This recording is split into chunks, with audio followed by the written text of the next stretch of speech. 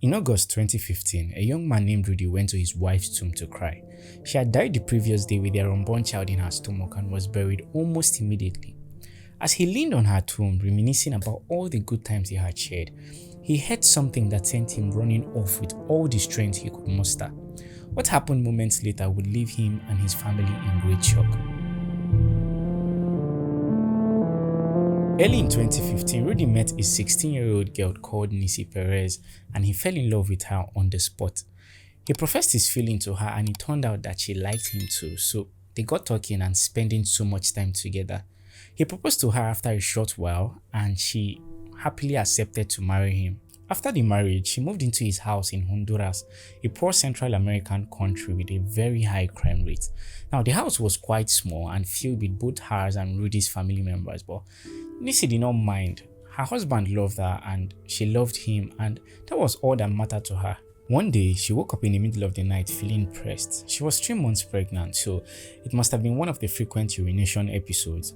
She crawled out of bed and tiptoed across the living room, avoiding her relatives who were sleeping on the floor so as not to wake them up. When she got to the back of the house, she slid open the door, stepped into the humid air, and started walking towards the outhouse.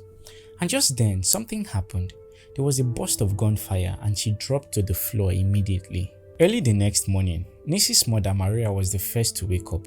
She noticed that her daughter was missing from the bed, so she went to the back to look for her. When she got to the back door, she spotted her lying on the grass motionless. So she screams at the top of her voice as she runs towards her. She kneels on the floor and starts shaking her, trying to get her to wake up. By now, Rudy and the other family members had rushed to the scene.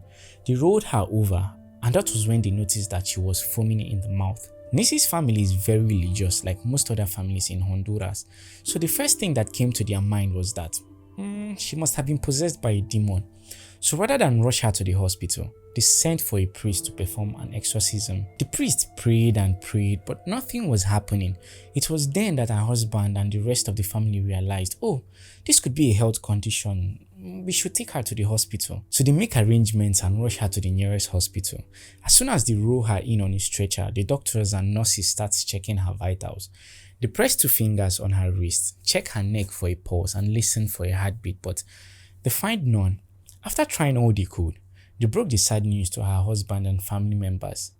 She was dead. Very devastated, they brought her back home, organized the memorial service and buried her. Rudy was heartbroken. He had not only lost his wife and best friend, but his unborn child as well. The next day, he woke up early and went to the cemetery to talk by her tombside. Nisi was not buried in a grave in the usual way. A rectangular enclosure was constructed with cement and her coffin was slid into it and sealed. So Rudy located her graveside, dropped the flowers he went along with and started talking. He became so emotional and couldn't hold back at some point, so he broke into tears and he leaned on the tomb as he cried. But as he did, he heard something. He wiped his tears and stopped sobbing so he could hear better as he listened very quietly. It was Nisi. She was screaming for help from within the tomb. He was stunned. He rushed off to his house immediately, picked up a hammer and informed his family about his discovery on his way out of the house. They all rushed back to the cemetery, broke the tomb open, pulled the casket out and rushed Nisi to the hospital.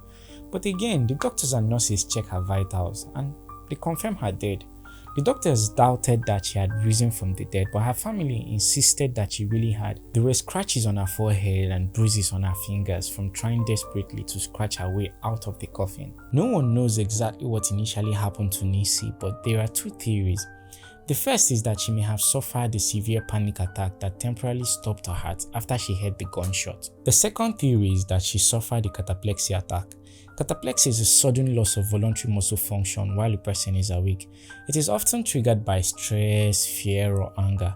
But whatever it was, her husband, mom, and other family members believed she was buried alive, and they blamed the medics for wrongly declaring her dead.